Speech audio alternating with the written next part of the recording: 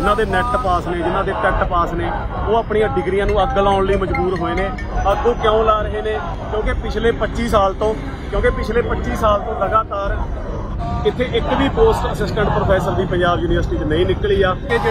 ਜਿਹੜੇ PhD कीतियां हुई जिन्होंने नैट पास ने, सारी की सारी योग्यता रखते हैं, उन्होंने कोई भी पोस्ट नहीं है जिथे अपलाई कर सकते हैं या रख सकते हैं। ये हालात हो चुके हैं। मान लो पंजाब की जी जवानी है, फिर आप प्रवास में सुनते रहने कि प्रवास क्यों हो रहा। सत श्री अकाल जी सारिਆਂ ਨੂੰ। जिवें तुसीं देख रहे हो, एक जिहड़ा कोई विद्यार्थी हुंदा, जिहड़ा कोई स्टूडेंट है, जदों ओहदी जिहड़ी प्रॉपर्टी आ, जिहड़ी जायदाद आ, ओहदी डिग्री हुंदी आ। कोई ना जी डिग्री आ ना, जिहड़ी डिग्री आ ओहदी जायदाद वांगू हुंदी आ। ते डिग्री मन के चलो हर एक बंदा अपनी डिग्रियां नूं शीशियां 'च जड़ा के लोग अपने रूमां दे विच संभाल के अपने घरां 'च रखदे ने। पर इत्थे ਜਿਹੜੇ पंजाब यूनीवर्सिटी के या दूजिया यूनीवर्सिटियां के रिसर्च स्कॉलर ने, जिन्हां दे नैट पास ने, जिन्हां दे टैट पास ने, वो अपनी डिग्रियां नूं अग लाउण लई मजबूर होए ने। अगों क्यों ला रहे ने? क्योंकि पिछले 25 साल तो लगातार इत्थे एक भी पोस्ट असिस्टेंट प्रोफैसर की पंजाब यूनीवर्सिटी नहीं निकली आ। तो तुसीं देखो कि अजोकी सिक्ख्या प्रणाली है जिहड़ी, जां जिहड़े सरकारां दे एजेंडे आ, उन्हां उत्ते किते भी ये गल नहीं हैगी कि ਜਿਹੜੇ PhD कीतियां हुई जिन्होंने नैट पास ने, सारी की सारी योग्यता रखते हैं, उन्होंने कोई भी पोस्ट नहीं है जिथे अपलाई कर सकते हैं या रख सकते हैं। ये हालात हो चुके हैं। मान लो पंजाब की जी जवानी है, फिर आप प्रवास में सुनते रहने कि प्रवास क्यों हो रहा। तो ये सरकारां नूं बेनती है, सारियां पोलीटिकल पार्टियां नूं बेनती है कि घट्टो घट्ट सानू अपने मैनीफेस्टो या अपने एजेंडे ते तां लैके आओ ताकि गल अगे तुरे। ते सारे PhD रिसर्च स्कॉलर्स नूं ये बेनती आ, पढ़े लिखे वर्ग नूं ये बेनती आ कि इन्हां विद्यार्थियों का, इन्हां बेरोजगारां दा साथ दिओ, क्योंकि अगे जिहड़ी ये चीज़ां ने तुहाडे बच्चों नाल भी हो सकदियां। धन्नवाद। गुरु नानक देव यूनीवर्सिटी जेता 47 कॉलेज आ, उत्थे 1873 सैंक्शन कीतियां होईयां पोस्टां 1990-91 दे विच। ते उस तो बाद किन्ने कोर्स नਵੇਂ शुरू होए आ कॉलेजां दे विच, किन्नी MA स्टार्ट होईयां, मास्टर क्लासेज, किन्ने नਵੇਂ सब्जैक्ट भी इहदे विच इंट्रोड्यूस होए आ। इहदे बावजूद पोस्टां वधाईयां नहीं गईयां। तां ਜਿਹੜੀਆਂ 1873 पोस्टां सी वो 1995-96 तो बाद उन्हां ते रैगूलर भर्ती नहीं होएगी। 25-26 साल हो चुके हैं। तो उन्हां दे विच इस टाइम 347 ही सिर्फ पक्के टीचर रह गए आ। ते उन्हां चों भी 39 टीचर, 39 टीचर चंडीगढ़ दे विच डेपूटेशन ते आए होए आ। तां जिहड़े बाकी बचदे आ उन्हां चों 200 टीचर 2025 तक रिटायर हो जाणगे। तां लगभग पंजाब दे सरकारी कॉलेज खाली पए आ। इस तो बिना 31 पंजाब दे विच कॉन्स्टीट्यूएंट कॉलेज खोले गए, 3 यूनीवर्सिटियां दे विच, रूरल एरिया दे विच, वो भी लगभग सरकारी कॉलेजां दे वर्गे आ।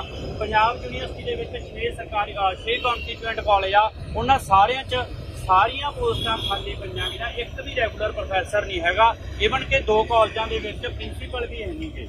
ते ਜਿਹੜੇ बाकी ਦੇ गुरु नानक देव यूनीवर्सिटी अमृतसर ते पंजाबी यूनीवर्सिटी पटियाला, उत्थे 25 कॉन्स्टीट्यूएंट कॉलेज आ। उत्थे पंजाबी यूनीवर्सिटी पटियाला दे विच 25,000 तो उपर कल्ला विद्यार्थी पढ़दा, पर उत्थे भी 90% स्टाफ कच्चा गा। यही हाल गुरु नानक देव यूनीवर्सिटी का, यही हाल रीजनल सेंटर्स का, यही हाल ਜਿਹੜੇ अपनी यूनीवर्सिटी कॉलेज आ, नेबरहुड कैंपस आ, ये सारा कुछ उत्थे लगभग सारा कच्चा स्टाफ आ, ਜਾਂ 80-90% ਤੋਂ ਉੱਪਰ ਸਟਾਫ ਕੱਚਾ ਗਾ।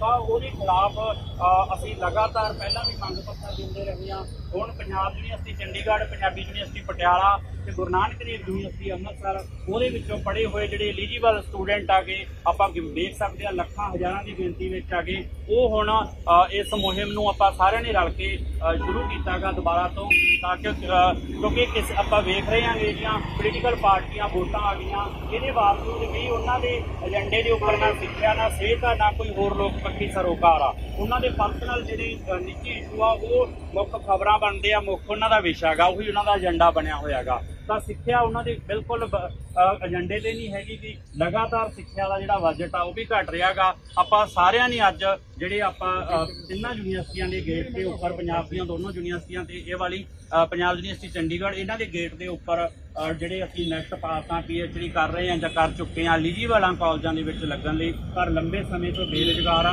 ਜਾਂ ਬਹੁਤ ਕੱਚੀਆਂ ਜਿਹੀਆਂ ਨੌਕਰੀਆਂ ਉੱਪਰ ਕੰਮ ਕਰ ਰਹੇ ਹਾਂ, ਜਿਹੜੀ ਨੌਕਰੀ ਨਾਂ ਦੇ ਉੱਤੇ ਵੀ ਹੱਥ ਹੋਈ ਨਹੀਂ ਗੱਲ ਆ। ਆਪਾਂ ਸਾਰਿਆਂ ਨੇ ਰਲ ਕੇ ਅੱਜ ਆਪਣੀਆਂ MPhil, PhD, ਨੈਟ ਦੀਆਂ ਜਿਹੜੀਆਂ ਡਿਗਰੀਆਂ ਦੀ ਫੋਟੋ ਕਾਪੀ ਆ ਉਹ ਆਪਾਂ ਸਾੜਨੀ ਆ ਤੇ ਪੰਜਾਬ ਸਰਕਾਰ ਨੂੰ ਆਪਾਂ ਆਪਣੀ ਆਵਾਜ਼ ਪਹੁੰਚਾਉਣੀ ਆ।